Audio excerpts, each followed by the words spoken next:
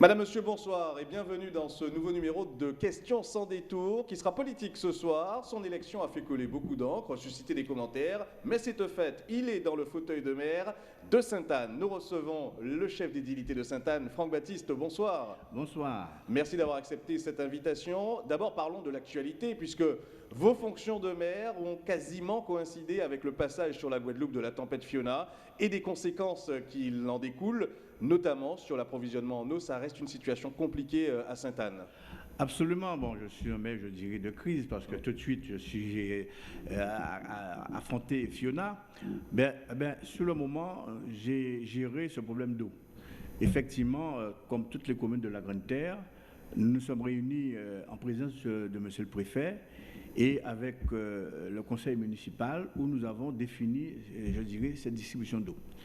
Mais le problème, c'était plutôt au niveau des écoles, compte tenu de ruptures de canalisation qui n'a pas fourni, je dirais, au niveau des écoles, l'eau en quantité.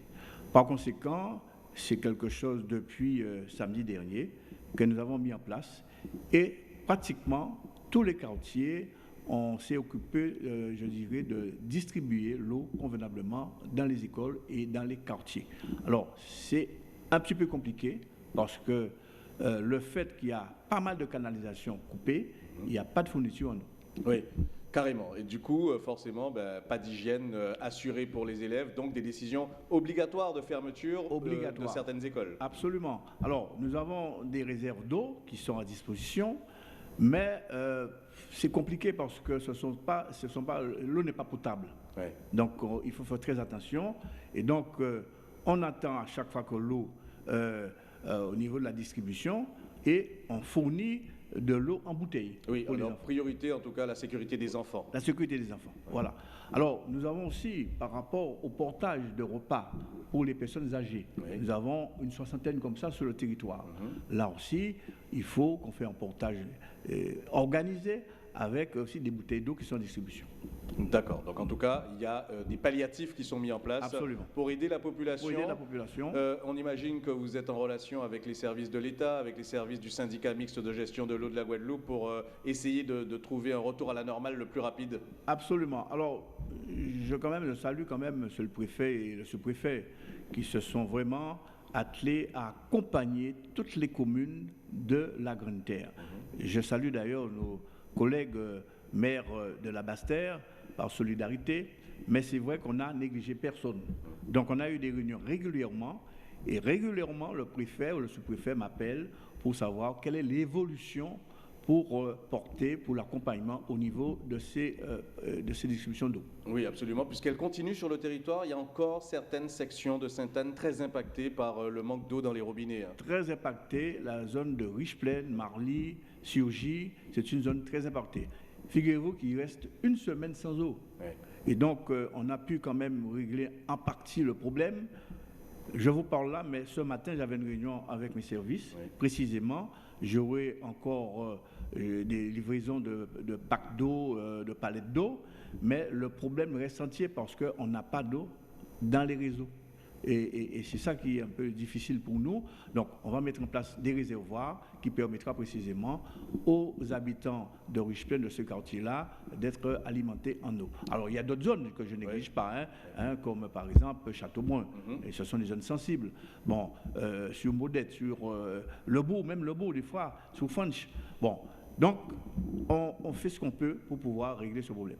Très bien. En tout cas, c'est une situation de crise et vous êtes justement attelé à ce travail. Vous l'avez dit vous-même, vous êtes arrivé dans une situation de crise dans ce fauteuil de maire.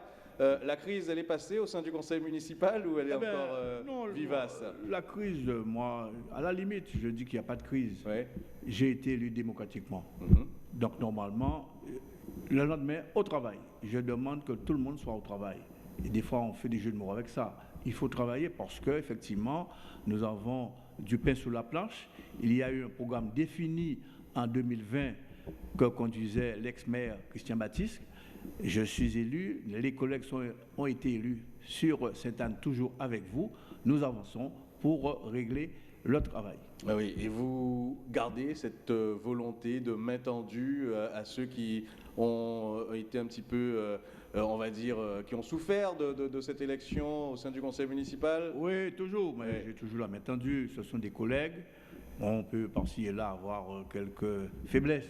Il n'y a pas de problème à ce niveau-là. Mais je pense que nous devons se mettre au travail pour pouvoir aller avancer avec les dossiers que nous avons sur la table. Qu'est-ce qui fait, malgré tout, on doit se poser la question, que le consensus n'ait pas pu être trouvé? Vous êtes des alliés depuis 2014, Bien sûr. tous, vous faites pour beaucoup partie du même groupe politique, le Phare, donc il y a eu plusieurs occasions qui auraient pu vous permettre de trouver ce consensus. Absolument. D'ailleurs, j'avais trouvé un consensus, hein, il faut le dire.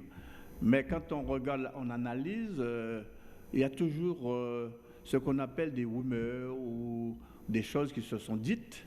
Et quand je vérifie, eh bien, à mon âge, je n'aurais pas pu me trouver dans cette situation.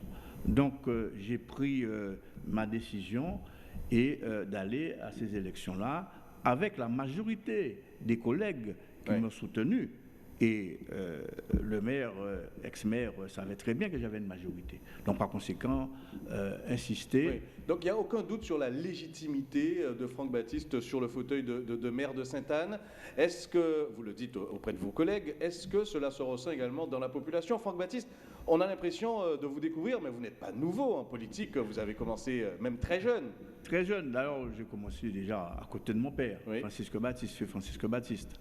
Mais je suis en politique élu depuis 1989, Ouais. avec le père Lubette, qui est mon mentor, qui, pendant 2 mandatures, j'ai été adjoint au maire. Après, j'ai été à l'opposition, donc j'ai une expérience. Et depuis 2014, je suis redevenu avec Christian Baptiste à la majorité de la ville de Sainte-Anne. Et j'ai toujours accompagné. Depuis à l'époque, j'ai toujours accompagné, que ce soit mon père, que ce soit Marcelin Lubette, que ce soit même Christian Baptiste. Donc, par conséquent, j'ai un parcours politique au niveau de Sainte-Anne. La population de Sainte-Anne me connaît très bien. Oui. Sainte-Anne, justement, dont les finances ont été redressées, c'est un travail d'équipe. Vous vous sentez, vous aussi, comptable de cette réussite? Je suis comptable, nous sommes comptables de cette réussite parce que Christian, l'exécutif de l'époque, s'est attelé, a serré la ceinture et on a géré un bon père de famille pour régler cette catastrophe que nous avons trouvée, financière que nous avons trouvée au sein de la ville de Sainte-Anne. Par conséquent, au jour d'aujourd'hui, je ne fais que continuer à gérer au mieux un bon père de famille pour ne pas retomber dans cette situation. Alors, quelles sont justement les grandes priorités pour vous, le nouveau maire de Sainte-Anne? C'est continuer la feuille de route qui avait été dictée dès les élections de 2020? Alors, les grandes priorités, vous savez, au niveau de risques naturels, Oui. nous avons un problème dans le bourg de Sainte-Anne, avec les écoles que nous avons qui sont pratiquement situées au niveau de la mer.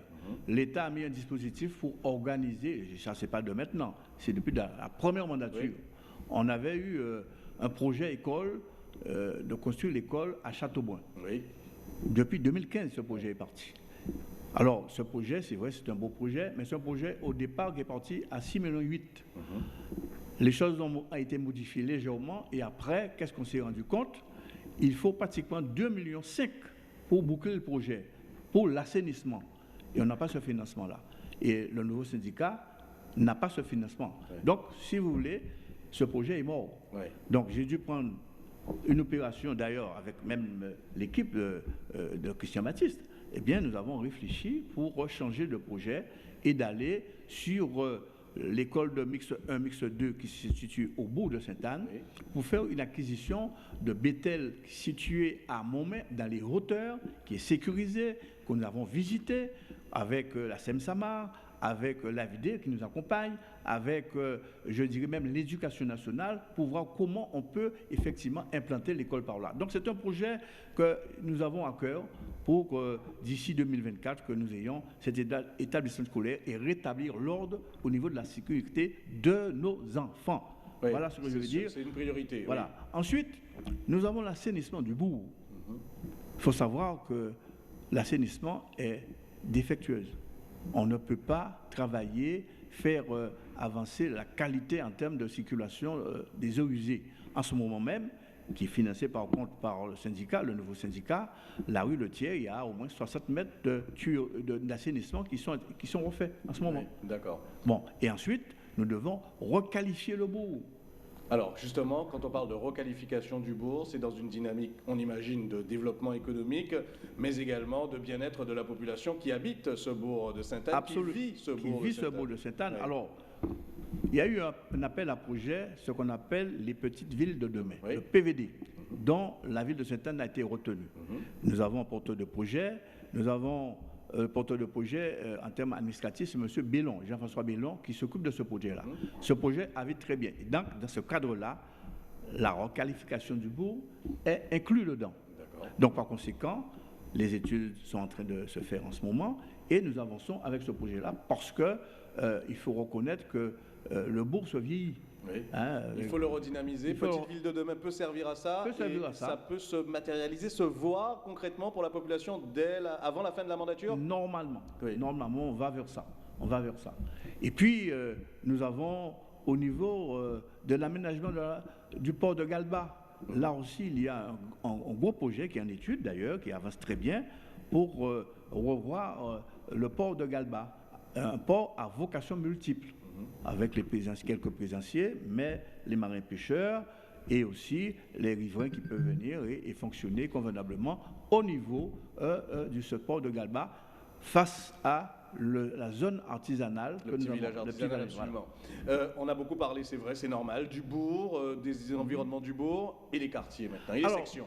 Les quartiers, il faut savoir que c'est vrai que depuis la première mandature, et je dirais même très loin, quand je suis arrivé avec le père Lubet, il faut le parler de lui parce qu'il a fait beaucoup d'efforts dans les campagnes, parce que je suis issu des campagnes, des grands fonds. Donc on a fait beaucoup d'efforts. Mais dans les quartiers, au niveau des espaces de sport, au niveau des espaces, je dirais, intellectuels, par exemple les cyberbases, il faut savoir aussi, il faut rendre hommage à Blaise Aldo, qui a mis en place un certain nombre d'espaces de cyberbases. C'est très bien pour la jeunesse. Il y a eu un gymnase de Deauville. Oui, mais sur des questions, par exemple, relatives aux routes des sections, alors c'est vrai que on sait que la population a besoin, ce sont des réseaux de communication et de sécurité pour ces personnes. Absolument. Alors, cette année, l'année dernière, nous avons mis en place près de 900 000 euros pour la réfection des routes. Et nous devons continuer encore. Alors, il y a eu pas mal de routes. On a vu à fond vapeur, on a vu la route qui relie entre le Moule et Sainte-Anne de l'autre côté. On a vu sur Modette, on a vu... il y a une programmation, il y a d'autres routes communales qui seront... Oui, tout à fait. Oui. On va repartir sur une tranche pour l'année qui arrive. On ne doit pas dépenser plus d'1 million d'euros. Vous n'avez pas donc le temps de vous ennuyer. Vous êtes un maire en fonction et au travail avec vos équipes. En fonction et au travail avec mon équipe. Merci en tout cas Franck Baptiste d'avoir accepté cette invitation. Un prochain Question sans détour demain soir. Merci de nous avoir suivis ce soir et bonne soirée avec la suite de nos programmes.